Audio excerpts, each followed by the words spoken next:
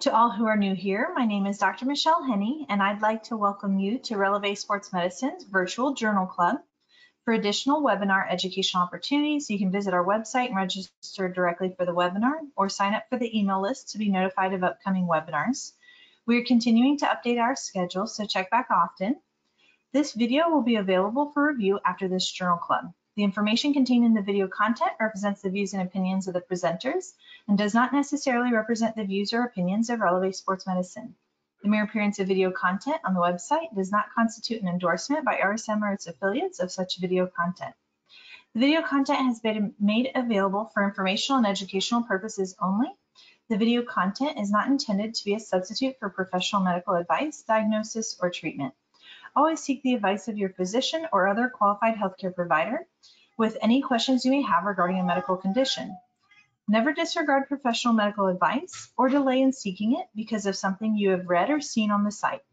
RSM hereby disclaims any and all liability to any party for any direct, indirect, implied, punitive, special, incidental, or other consequential damages arising directly or indirectly from any use of the video content which is provided as is and without warranties.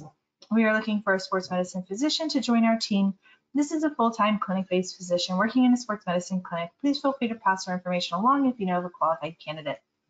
For all athletic trainers who are intending to get live CEUs from the BOC, you will receive an email 1 hour after the webinar concludes, which includes a link to the combined quiz, evaluation, and assessment.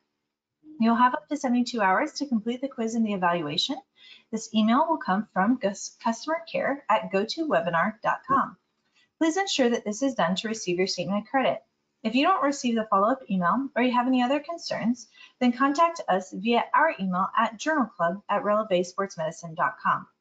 Once the statement of credit is available for download from our website, you will receive an email notification. If you have any questions during the webinar, please submit the question and we will review questions at the conclusion of the presentation. If you cannot see the PowerPoint slides and you're accessing the webinar from your mobile phone, swipe the screen to the left or to the right and the slides will become visible. The recording will be available for review from our website tomorrow. Dr. Rao is a highly accomplished board-certified emergency physician, speaker, writer, and life coach in Tampa, Florida. After graduating from Chamberlain High School as a National Merit Scholar, he earned an academic scholarship and graduated summa cum laude from American University in Washington, D.C. with a degree in physics. A lifelong lover of travel, Dr. Rao spent the next few years backpacking in Europe and traveling across the U.S. before completing medical school at the University of Florida and residency training in emergency medicine at Orlando Regional Medical Center. Over 15 years in the ER, Dr. Rao has witnessed trauma, tragedy, and the triumphs and failures of the U.S. medical system. Inspired by these experiences, he became involved on a local, state, and national level with medical organizations including the Florida College of Emergency Physicians, Florida Medical Association, Hillsborough County Medical Association, and American College of Emergency Physicians. A passionate advocate for both medical professionals and patients, during his time outside of the hospital, Dr. Rao traveled to Tallahassee, Florida, and Washington, D.C. to meet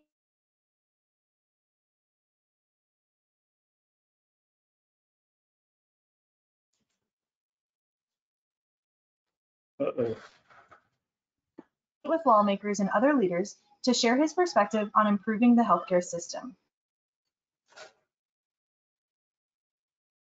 He was appointed Legislative Affairs Director for his ER group, Excelis Medical Associates, served on the Board of Governors for the FMA, and was elected President of the Hillsborough County and stepped down from his numerous leadership roles, choosing to transition to part-time emergency medicine. With nearly 2 decades of experience in Western medicine, Dr. Rao has now shifted his focus to a more holistic, integrative approach to health and healing, exploring such modalities as yoga, meditation, mindfulness practices, sound therapy, Ayurveda, plant medicine, energy healing, and aromatherapy, to name a few. Through his coaching, speaking, and writing, Dr. Rao remains passionately committed to empowering all people to achieve health, happiness, purpose, and fulfillment in every aspect of their lives. He believes that all of humanity can benefit from the blending of the powerful scientific contributions of the West with the profound ancient wisdom of the East. And I'll have you take it away.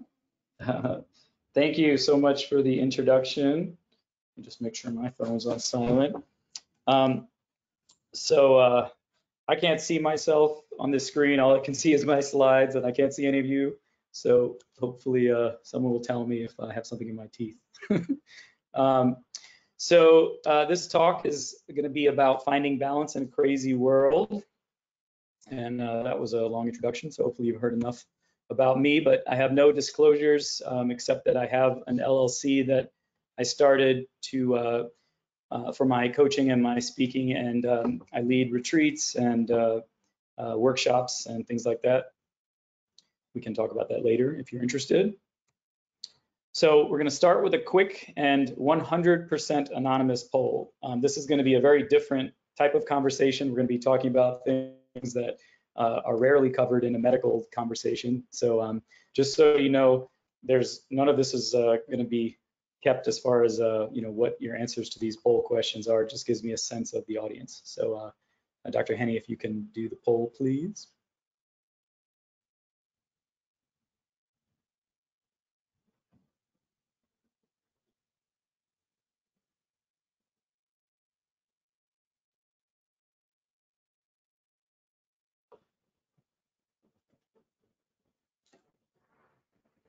Is that poll coming up, Dr. Henney?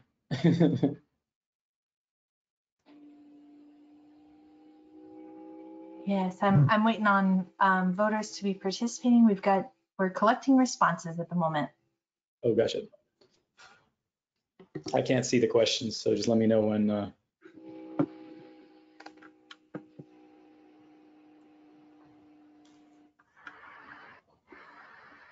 me see if I can see if I do this. Okay.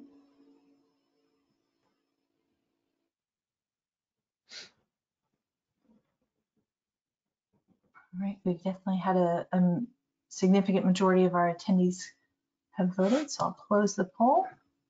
Oh, am I able to see the results?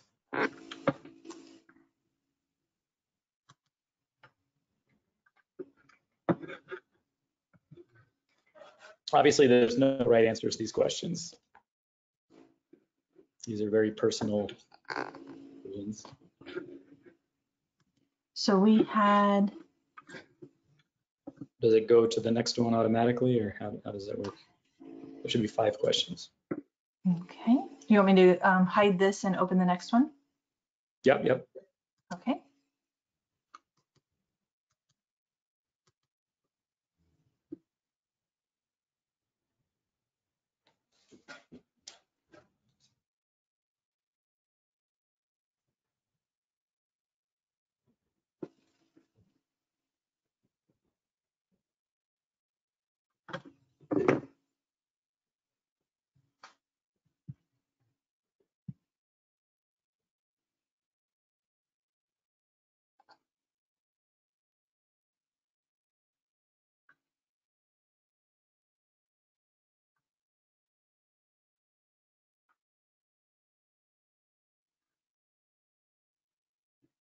Does it kind of go automatically, or how does the voting there work? It'll let me know when they're done.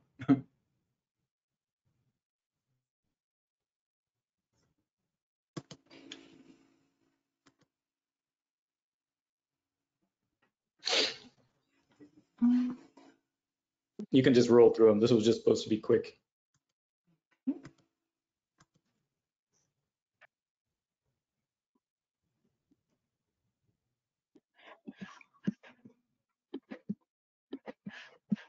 Sort of sets the tone for a different kind of talk, I think.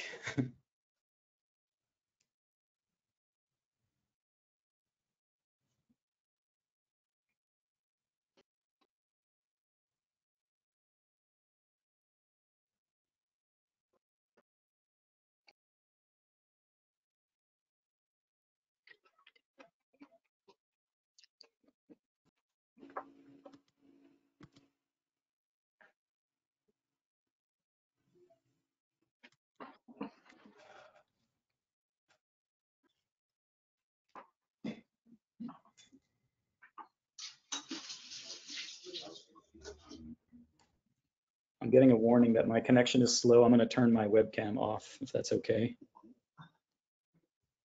Is that all right? Dr. Henney, do you need to see me? Sure.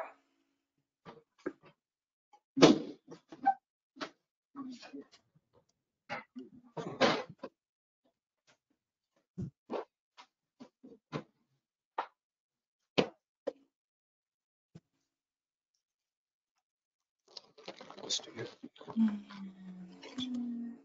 Okay, sure.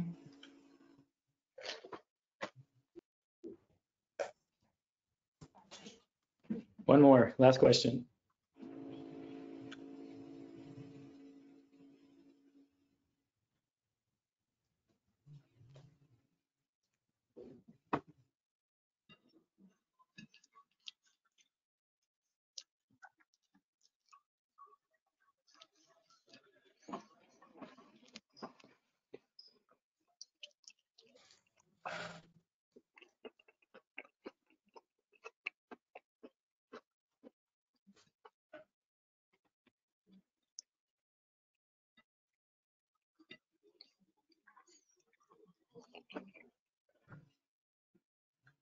Got it. Great. Well, thank you guys for participating in that, and thanks for being here tonight. I hope that you all get something useful out of this conversation. So the first thing we'll talk about is why I'm speaking with you about this tonight. So I'll tell you a little about my journey. So first of all, I have a very unusual background. My family, these are my parents and my wife. I call myself Jubin. My dad is Indian. My mom is Jewish. My wife is a Seventh-day Adventist from the Philippines. My sister married a Catholic who's Canadian and Italian. So again, those questions from the beginning that, I'm very open-minded. We have a multicultural family, and this has definitely shaped me as a person. I was that obnoxious kid growing up, always asking why. I started out at a very early age playing competitive tennis. I was nationally ranked and traveling and doing all sorts of stuff. And that definitely framed my early adolescence. Very early on, growing up the way that I did, sort of with an Eastern background, with my dad's Indian culture and a Jewish background, I didn't really fit in to the traditional American, Christian mentality. And the view of religion always turned me off. I felt kind of judged, and that, I was going to hell because I wasn't Christian. So I was very turned off about religion and spirituality at a young age, and instead turned to science and wanted to find truth through science. I also was very interested in seeing the world and spent a lot of time traveling. I've lived in Madrid, in Paris. I studied abroad in Spain. I've worked in New Zealand, in the ER there. I've done some international trips. I've been quite a few places, and that also has shaped my own beliefs and sort of seeing the way things are done in other countries. And then I pursued a career in medicine, thinking that that would be the best way for me to help people. So I spent the better part of 15 years in the ER and have seen a lot, suffering, and so much time and money being spent. And I started to wonder if there was a better way to go about our approach. That then led me to getting not really interested in politics, but sort of involved in the medical political system to see if I could impact change that way. Without getting into too much of that, our political system has its issues, as I'm sure you all know. So I stepped away from all of that to get into coaching, and now I've found my way through this very circuitous route to spirituality, and it's been pretty powerful for me. And basically, I felt, in medicine, like this, like the Dutch boy trying to plug up the holes in the dam, and just feeling constantly overwhelmed by the suffering around me. And it just kept coming up again and again. Is all this preventable? So many of the diseases I was seeing were from our unhealthy American lifestyle. Obviously, you're all aware of the obesity in the country. I saw so much of what I was seeing related to stress and anxiety. And there was a randomness to what I would see. I've seen all kinds of things in the ER, and people go about their day thinking that they're going to work and all of a sudden a car crash occurs, or the randomness of things like heart attacks and strokes. I've seen 80-year-olds who've smoked and drank their whole lives and seem to be perfectly healthy, and I've seen 25-year-olds who have, follow a proper diet and go to the gym and take care of themselves, and yet somehow they have a stroke. So certainly how you take care of yourself matters, but there was also sort of a randomness to it that I found. Then the opioid epidemic struck, and I got quite involved with that, and a lot of tragedies that I was seeing around that whole time in our American history. There's a whole generation that's been impacted by that.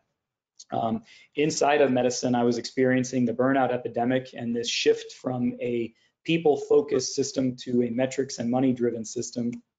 And now that gets to the cost of care in America, which I'm sure most of you are aware. We spend an exorbitant amount on our healthcare, far more than any other nation in the world, and we don't have outcomes that really support the amount that we're spending. So I started asking, what is healing? And what I found is that in our system, a lot of what we do is treat symptoms. And certainly there's a huge, if you've had a heart attack or a stroke or in a big trauma, our approach in the ER is first class and best in the world, but for a lot of the other things I was seeing, it seemed like we were focusing more on sort of treating symptoms than actually healing. And I noticed that the aging process and life and death, it really wasn't related necessarily to how old a patient was. I would see 60-year-olds who looked like they were 80, and I would see 80-year-olds who had the energy of a 60-year-old. So there was something else that was going on that made someone strong and healthy and vibrant. So I spent a minute talking about the burnout in medicine that I've experienced all around me, and it's based on this culture of silence. And there's a lot of parallels that I've come across in the military and in other systems. We're taught to be strong and resilient. Don't show your emotions. Don't make any mistakes. Don't ask for help, and put the needs of others above your own. And 1 in 4 physicians report being clinically depressed. Over 65% stated that they would not seek help. Physician suicide is 2 times the general population, and 1 out of 10 in 2021 contemplated or attempted suicide based on a Medscape survey. So that's in the medical world. Now, just broadly speaking, in 2021, we went through this period they called the Great Resignation, where 11.5 million workers quit their jobs, and this is in the aftermath of COVID. So the patients are suffering, the doctors are suffering, and not to mention the COVID epidemic, the polarity of the country, sort of a fracturing of the fabric of our nation, fear mongering in the news media, a general sentiment of mistrust, leading to a lot of isolation, fear of hacking and tech issues, questions about Bitcoin and the rise of cryptocurrency and what's happening with the banking systems, the rise of artificial intelligence, social media impacts, and just this constant feeling like you're missing something that, it's enough to make our heads explode. It's a very lost world we're living in indeed. We've got the war in Russia and Ukraine, the Palestinian and Israeli conflict. So much suffering. What can we do? So what I found, on my own seeking of how to manage this myself was a spiritual approach. And it's about, this is a quote from Einstein, and he became very spiritual in his later career. No problem can be solved from the same level of consciousness that created it. So what's needed is for us to elevate our perspective and enlighten. This is a quote that is kind of paraphrased. Many people have said this in different ways, but you cannot fight against darkness, simply turn on the light. So how do we go about this? Practically speaking, the first step is to look in the mirror. This is a quote from Rumi, who is a mystic from the Middle East. So yesterday I was clever, so I wanted to change the world. Today I'm wise, so I'm changing myself. So take home point number one, you are responsible for your health, for your happiness, for your actions, for your mindset, for your decisions, for your energy, for your values, and for your attention, and for your life. So much of what I would see in the ER is people coming in asking, help me, fix me, heal me. And I become very clear that I cannot heal anyone.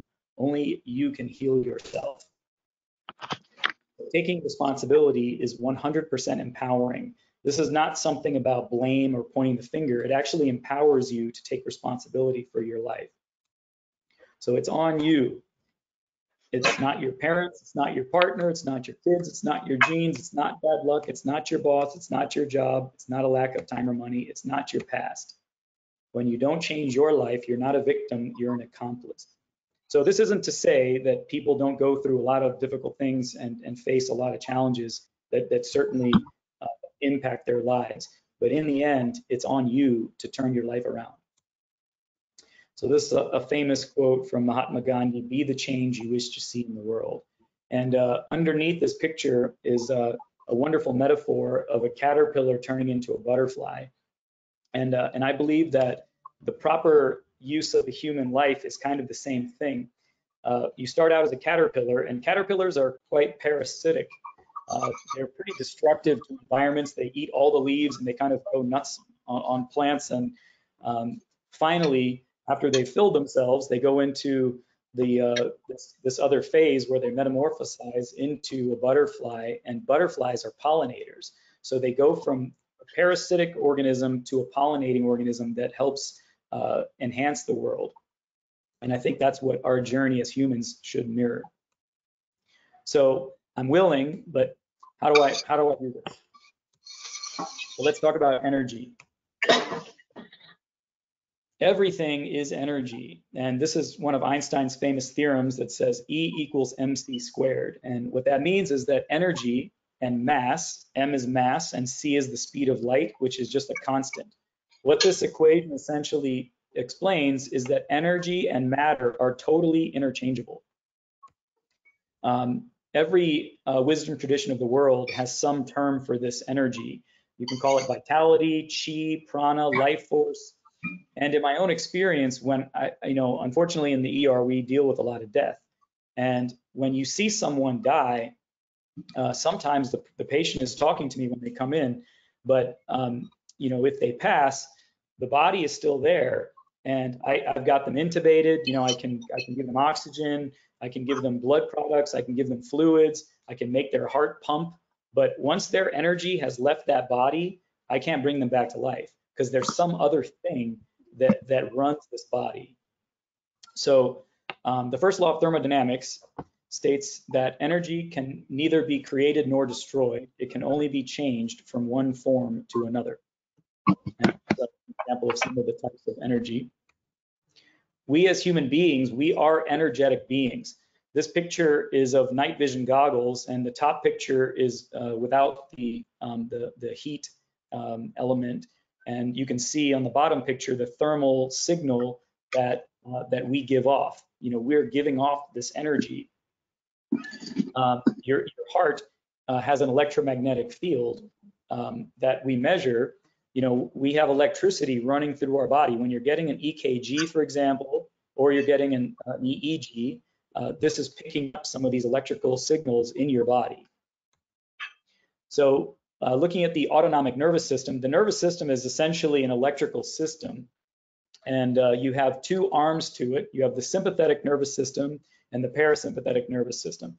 The sympathetic nervous system is actuated by norepinephrine and epinephrine, and is responsible for the fight or flight response, which causes some of those effects that you can read there. The parasympathetic nervous system, you can think of the sympathetic as sort of the gas pedal, and the parasympathetic as like the brake.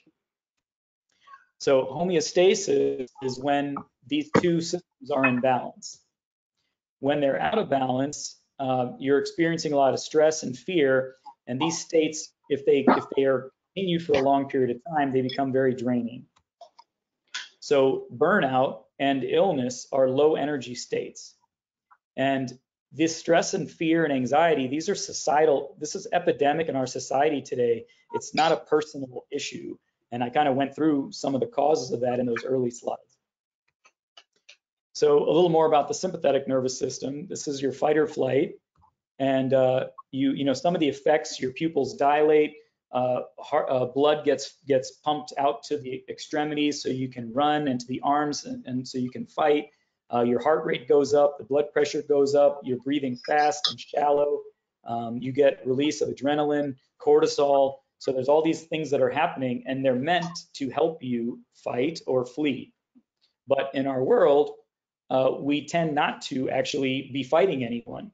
The problem with this system is that it gets triggered by anything that triggers stress inside of us.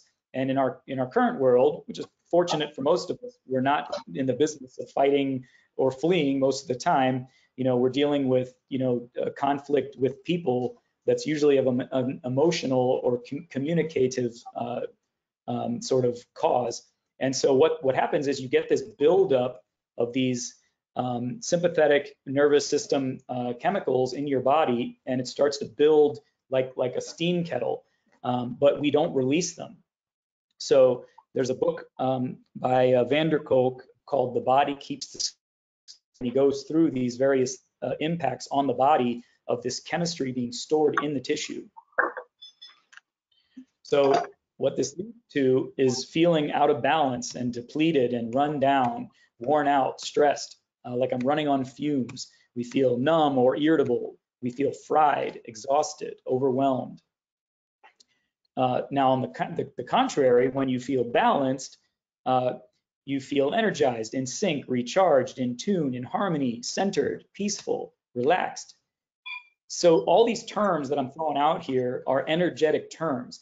So, you know, we don't tend to think about ourselves as these energetic beings, but we are energy. Everything is energy, and this energy is in you, and you're relating to it in these ways all the time, just naturally. Good vibes. And you know when you're around a person who you feel in sync with, it gives you a certain kind of experience. Whereas when you're with someone who you kind of have conflict with, that gives you a very different energetic experience inside your body. So another take-home point: pay close attention to your energy. You know, are you all day long we've got our cell phones with us, and we'll look at the battery, and when the battery starts to run low, we plug the battery in. When our car starts running out of gas, we go to a gas station. But oftentimes with ourselves, we don't do that. So you're starting to pay attention to your energy, and you're noticing, hey, my battery is running low. So what do? First thing is take a time out. So this, every time you get on a plane, you hear this, but it's really actually quite good advice. Before you can help anyone else, you've got to put your oxygen on first.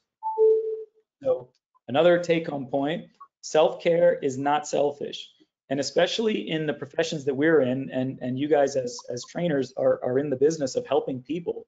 If I like this quote on the bottom there that says, when you cannot serve from an empty vessel. And a couple of these points on the left, these are myths about self-care. It is not an indulgence, it is an extremely necessary part of your own well-being. And it's not a one-time thing. Like, you can't just go on a meditation retreat or a relaxing spa day and then you're gone. It's a constant give and take of energy that you need to be constantly paying attention to. And it also doesn't have to be time-consuming. Obviously, we're all busy, and people have a lot of. When I bring this kind of point up, people, I have kids, I have a wife, I have a job, I have this, I have that, But the bottom line is, if you don't make time for this, then you're not at your best in everything else that you're doing, and you're not going to be as efficient in the rest of your life. So you'll find that the more you put into your own self-care, the better you perform in all of your other functions. So here's another stating of this same idea: you can't save someone from drowning when you're drowning yourself. So another take-home concept, and these are practical things I hope that you guys find value in. These are ways of thinking about these things that I use when I coach people.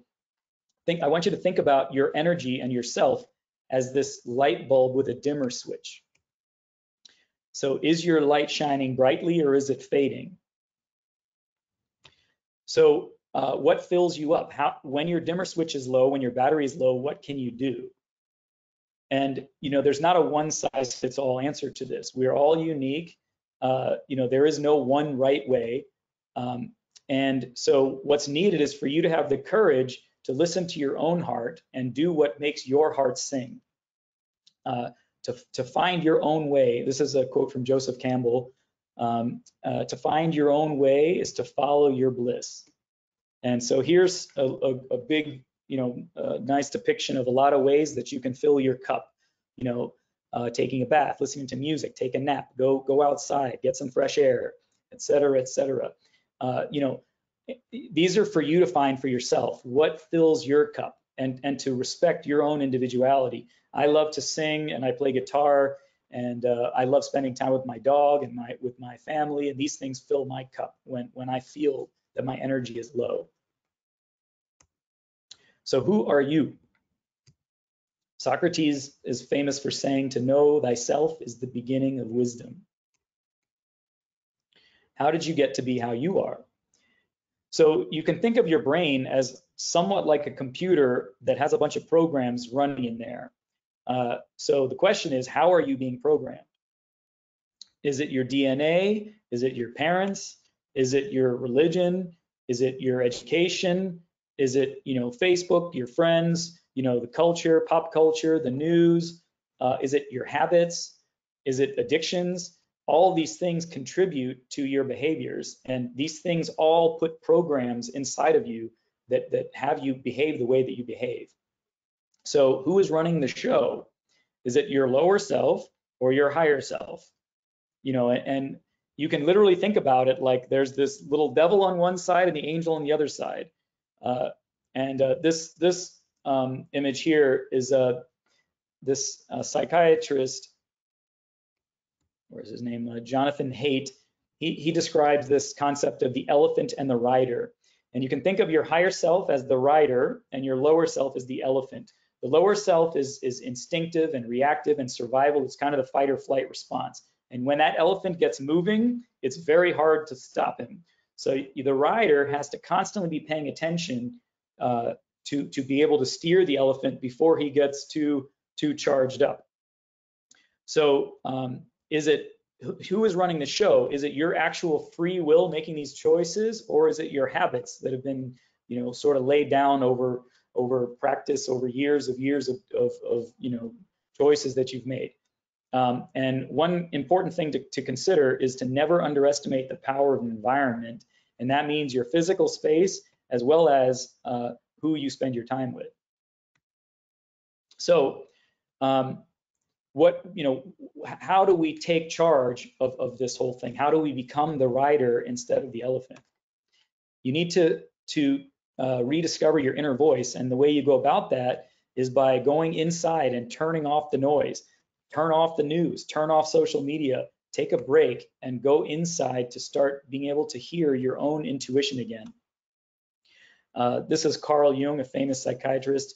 You must go in quest of yourself, and you will find yourself again only in the simple and forgotten things. Go within, heal within, grow within, shine within. So I suggest that you go inside every single day. Ram Dass is a famous philosopher and sort of spiritual teacher in the West here. And this is what he said: the quieter you become, the more you can hear. And this is from the Bible. Again, I'm not Christian, but I found the same truth in every wisdom tradition. And this is why I bring all these different voices, so that you can see this is not my opinion. This is not the opinion of Jesus or of the Bible or whatever. All of them say the same thing. Be still and go inside. So the point of this is how you can rest your nervous system. And the most powerful way, I'm telling you this as a medical doctor with 15 years of experience and having put people on all these different pills that I've been writing for all this time, I have found that the most profound way to heal is to go inside and spend time in quiet stillness. meditate.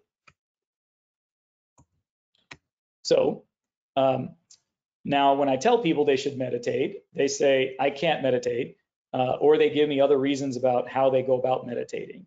They'll tell me that they, they go for a run, or they, rock climb, or go surfing, or whatever they do. And all those things are great.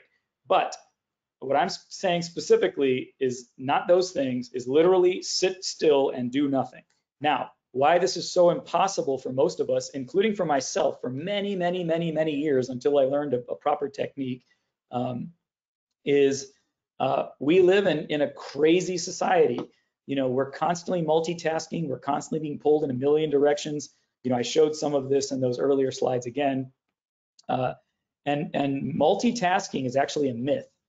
It's actually impossible for your brain to do two things at once, to focus on two things at once. What you actually do is you task shift.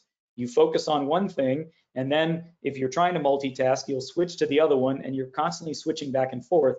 So what they've shown is it's actually extremely inefficient to multitask. You're much more efficient if you focus on doing one thing at a time. It's also better for your health. So when you're in this state, like this poor lady here getting pulled in so many directions, it's like this spinning wheel, and this wheel just spins and spins and spins and spins. And then when you finally sit down to meditate, that wheel has a momentum that keeps spinning, and your mind will feel you'll feel even more anxious initially, and that's just the stored energy that it has to burn itself out. So you have to sit long enough to let that wheel kind of come to rest, and then you can finally start to enjoy the peace that will come after that. But it's hard in the beginning, and you have to develop the habit, and then you'll start seeing the gains fairly quickly, but you got to kind of stick with it initially. Sorry, I need to take a quick sip here. So I was trying to explain there why people struggle to meditate. Here's why you should.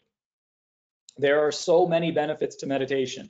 It improves your concentration. It improves your ability to sleep. It induces physical relaxation. It reduces blood pressure, reduces heart rate, reduces stroke risk, reduces heart attack risk. It reduces incidence of dementia, improves memory, improves sleep quality, decreased pain. So you guys work with patients that are recovering from sports injuries sometimes, I'm sure, and the more people meditate, the less they experience pain, and the more they can get into their bodies. And when you do a workout, the more focused you are on the workout, the better your gains. It just improves your ability to focus and concentrate. It helps your body literally in every way. It lowers cortisol levels also, which is a stress hormone. On top of that, in contrast to all the medications I write for people, no side effects. It's free. It can be done anywhere. It's truly Big Pharma's worst nightmare is if the whole country starts to meditate. So what's needed is for you to master your attention. And the best ways to do this are when you're sitting quietly and still in your meditation practice, and in your daily life to practice mindfulness as much as you can. Epictetus from Greece, he said, you become what you give your attention to. And if you don't like something, you just take away its only power, your attention. So the take-home concept from all this is how you live is how you meditate. The more busy and stressed out you are in your life and multitasking and running around, the more difficulty you'll have in meditating. So the more you practice slowing down, the easier your meditation will be, and the better your meditation gets, the better your life gets. And I can tell you this from my own direct experience. What I didn't mention in the beginning is that I spent 15, it was mentioned in the introduction, but I spent 15 years in full-time emergency medicine, and in 2020 when COVID came, it gave me a chance to really slow down my life, and all the meetings and all the other things that I was doing got canceled, and it freed up a lot of time. I had more free time in 2020 than I probably had since I was 6 years old, before I started playing tennis. And what I found was how happy I was just to have slowed down. And so I started just unloading things that I was doing and started really looking at every single thing I was doing why am I doing this? Why am I going to this thing? What am I a part of this organization for? Am I aligned with what they're doing? And anywhere that I didn't feel aligned, I just started unloading those things and starting freeing up more and more of my time so I could put it into the things that I wanted to do. So I walked away from, I was a full partner in my ER group, making a lot of money doing what I was doing. But as I discovered all these different things that I got into, I no longer really believed that what I was doing was the best way for me to help people. And so I gave up my partnership and walked away from a lot of money to kind of pursue this new path, which is really giving my gift, and sharing what I've found to try to help people the best way that I can. So take home point. If you get literally just one thing out of this talk, meditate, meditate, meditate. Every morning, every evening, take that time to check in. And make it like a habit, like brushing your teeth. Like, you don't think about brushing your teeth, and I hope not, for most of you anyway, that every morning you brush your teeth, and that's just part of your routine. Make at least a 5-minute, ideally 15 minutes, but even if it's just 5 minutes, spend 5 minutes meditating every morning, every evening. Check in with your higher self. And then after that, as you start to meditate, you'll start to experience the peace that comes along with it. And the idea is to try to hold on to that during your day and share that peace that you get with everyone that you come across. I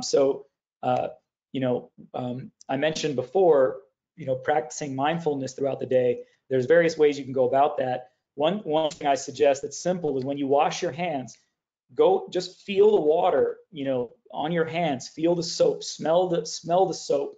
When you're in the shower, be present in the shower. And one of the ways you can kind of test yourself is if you're in traffic. There's things you can control, there's things you can't control, and we'll get into some of that later.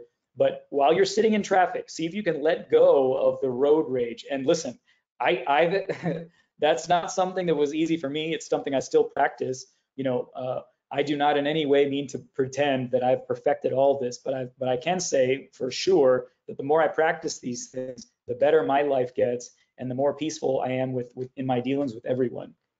So traffic is actually a great way to practice. So in the end, it comes down to who do you want to be? So this is a Native American proverb, and they talk about this battle that goes on between two wolves that are inside all of us.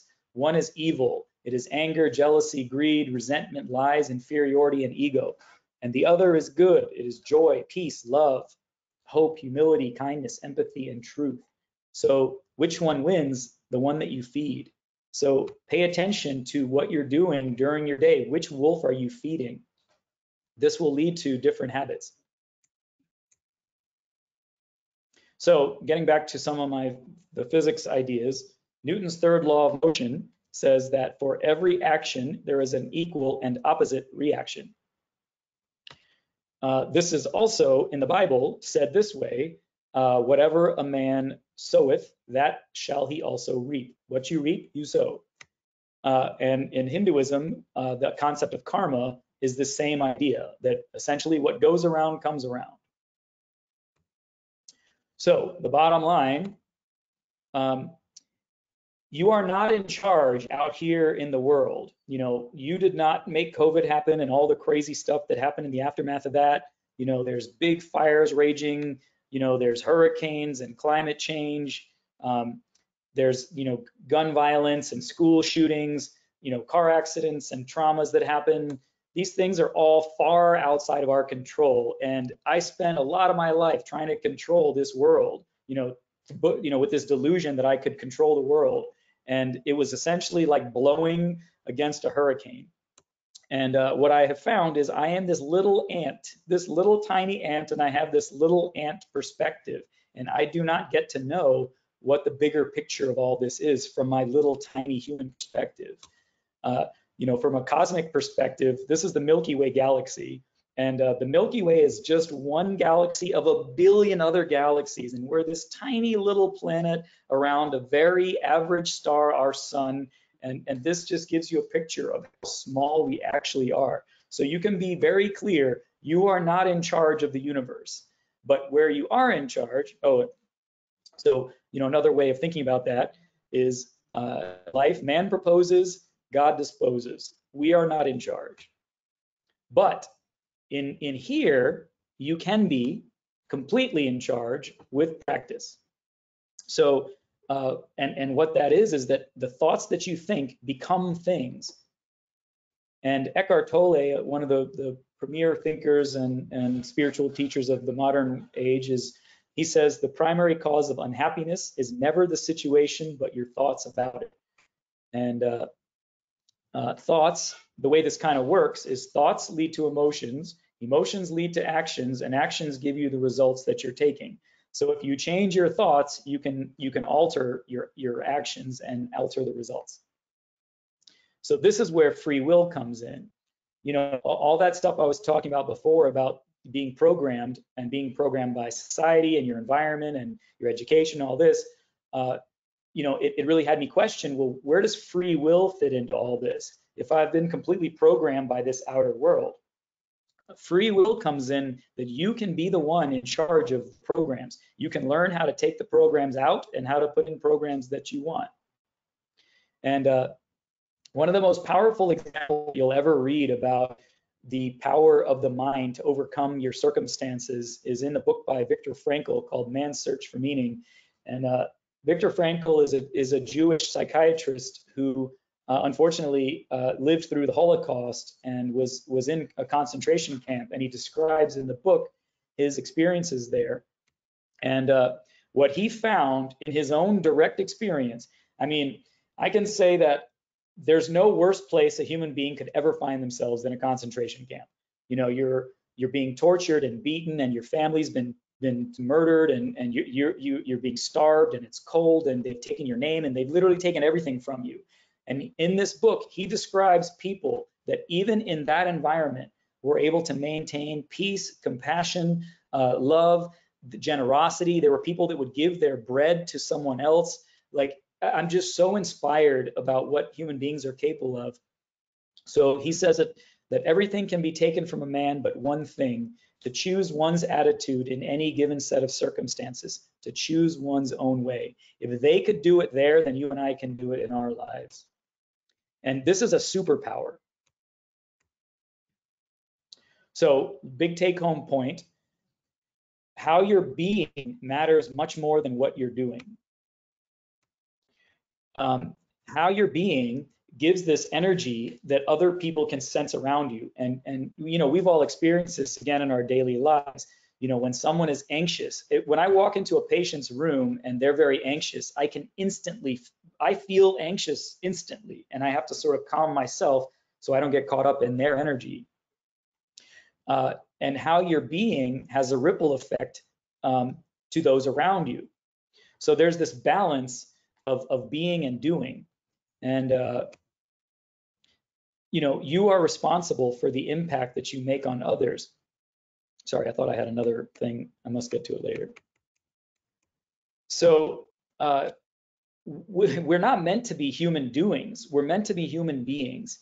And what you'll find is that the way that you go about the task gives you your experience of doing the task, and will also give you a different kind of result. Like if you do something, if you go about like washing the dishes, for example, and you're angry about it and you're annoyed and you don't feel like doing it, or going to work and you don't want to be there, a great example in the ER is different doctors that come in. Some doctors are very positive and they come in sort of enthusiastic and ready to work, and they come in with a good attitude, and that attitude is infectious and it impacts those around them. And it's not in what they're doing, it's how they just show up. Other doctors come in whining and complaining and just there's like a dark cloud around them, and it casts a dark cloud around everyone that they encounter.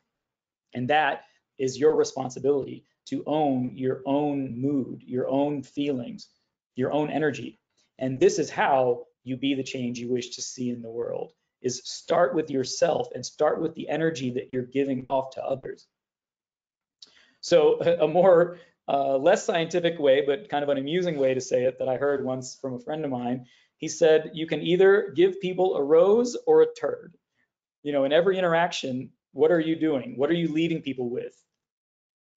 And I can tell you quite honestly that sometimes I leave them with roses and sometimes I leave them with turds. But the more that I leave people with roses, the better I feel, the better they feel, and the better my life gets and the better outcomes that I get. So in conclusion, we all have this hourglass, and this is kind of what I found in my ER experience. As I said before, I've seen 80-year-olds that smoked and drank and somehow are still healthy, and I've seen 30-year-olds that do all the right things, but when your time is up, your time is up. I remember one guy, he was 32 years old. He was driving down across a stretch of highway that I've driven 1,000 times myself, and a rock, or a piece of metal, fell off of something, bounced off the ground, went through the windshield and directly into his head. He made it to us in the ER. We intubated him. We got him up to the intensive care unit, and he died later that night. This guy had a wife. He had 2 kids. Why do these things happen? Why? I don't know. Again, ant perspective. I'm not in charge of these things, but what I've seen again and again is that we don't get to say how much time we have here, but you do get to say what you do with your time. So I hate to break it to you, but every one of us is going to die, and so will everyone that you know. Your time is limited. What are you waiting for? With attention.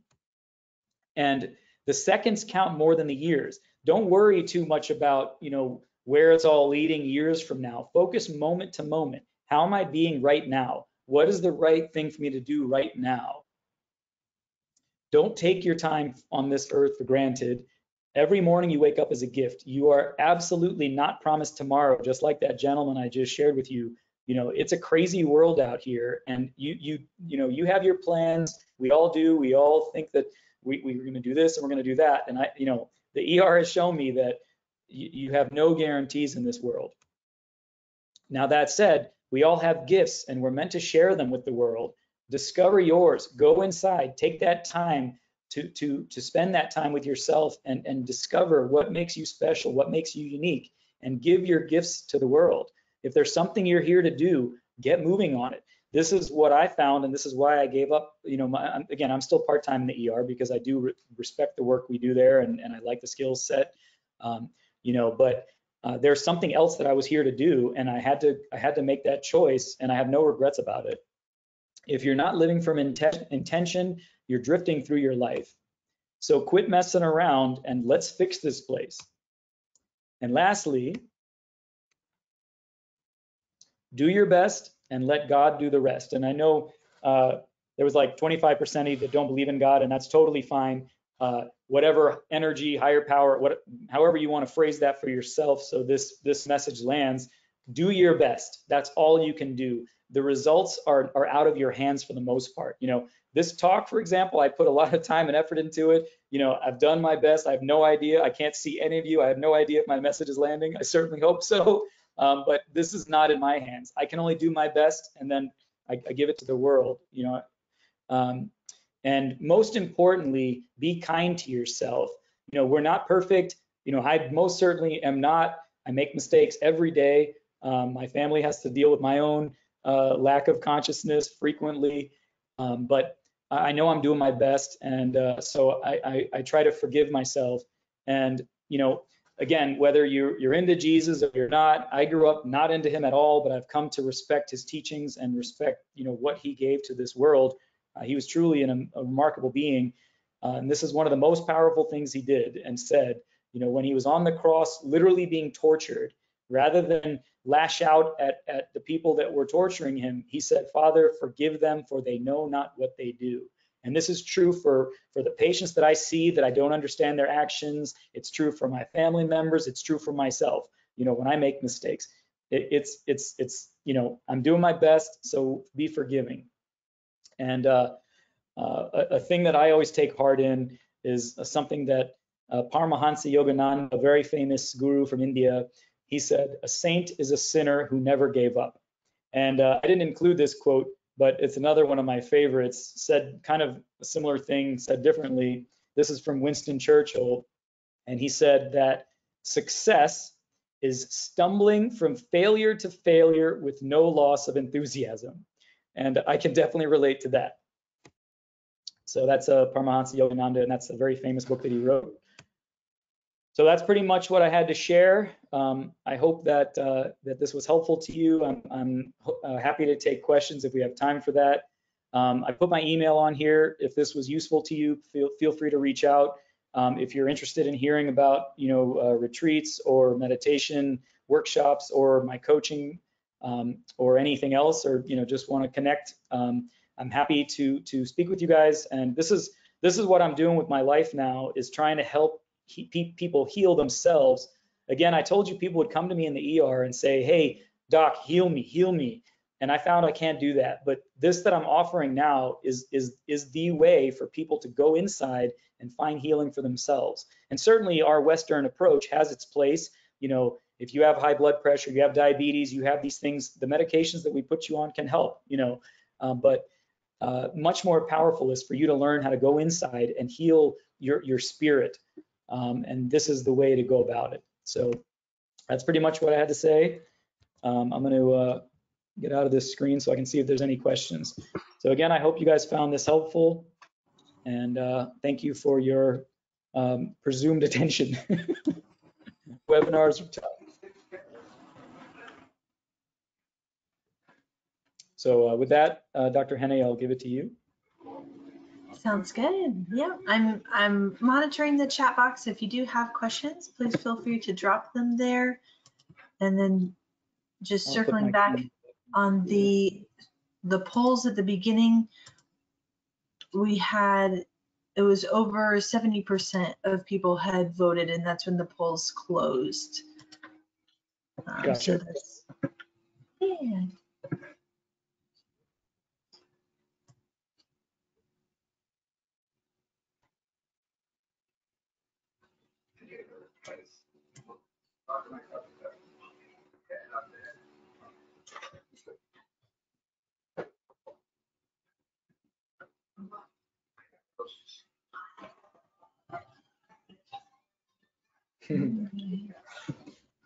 Well, hopefully that was helpful.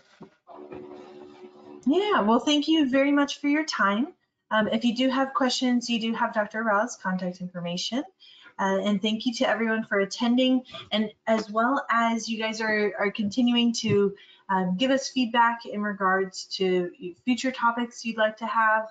If there's something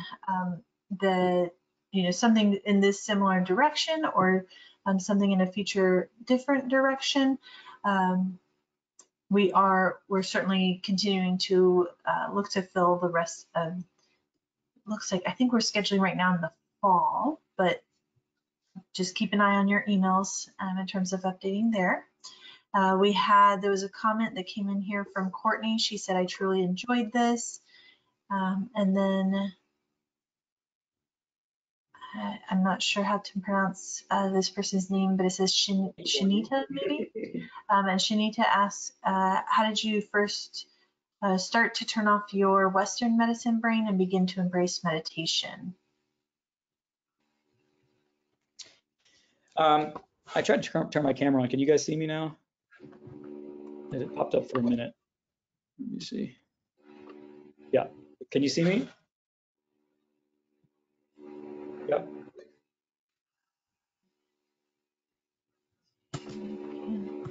So I'm going to assume that yes.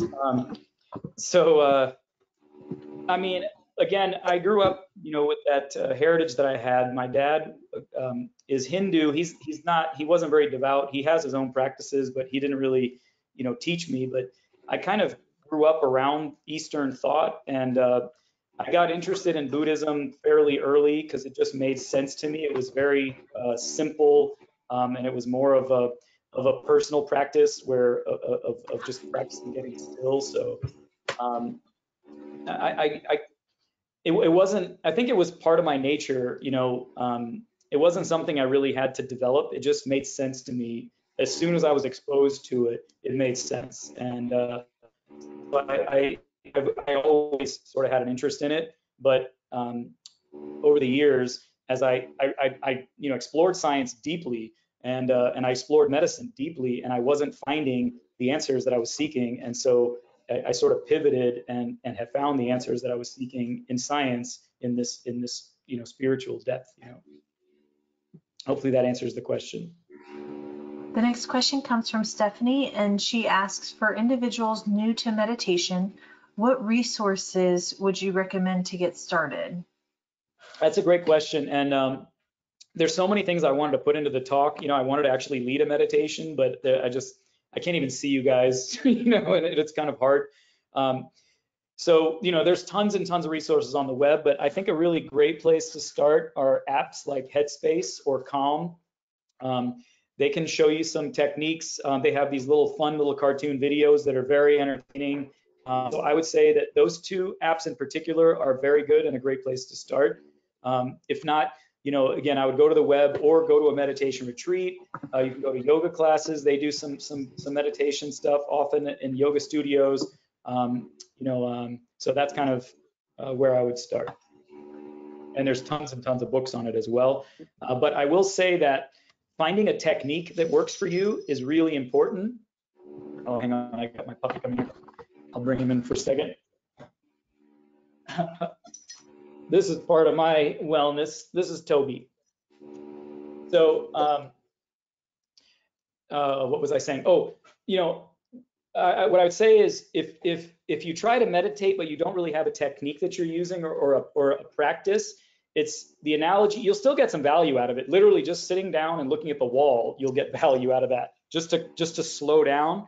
But it's much more effective if you have a technique. And the analogy is like if you go to the gym and you don't really know what you're doing and you just go from machine to machine and sort of move some weights around, you'll get a workout and there's some value to it, but it's much better if you develop, if you have a workout routine or you have someone that's showing you how to do it properly. Because it really transformed my meditation practice when I developed an approach. All right. Well, very good. Well, those are the questions that we had tonight. Thank you very much, Dr. Rao, for your time. We had certainly a very attentive audience here. There's actually like little caution triangles that pop up when people are inattentive. So I can certainly confirm that we had a very attentive audience this evening, and we've gotten a lot of just big compliments into the question box here. So really appreciate it. And I hope that everyone has a wonderful month, and we'll see you at the next Journal Club. Well, thank you so much, guys. And just one thing, this is a big pivot for me in my career. And so any feedback is very much appreciated. There'll be some, I think, feedback forms, and you can write your thoughts. If there's anything that you think I should avoid or I should put in, or what was useful, what wasn't useful. I'm just here to try to help people. So I'm very open to the feedback. And thank you so much. And Dr. Henney, thank you for the opportunity to speak with your audience. And I wish you guys a lot of luck, and try these things that I shared with you. I promise that they work. You have my word as a doctor. Have a great night. Have a great night, everyone.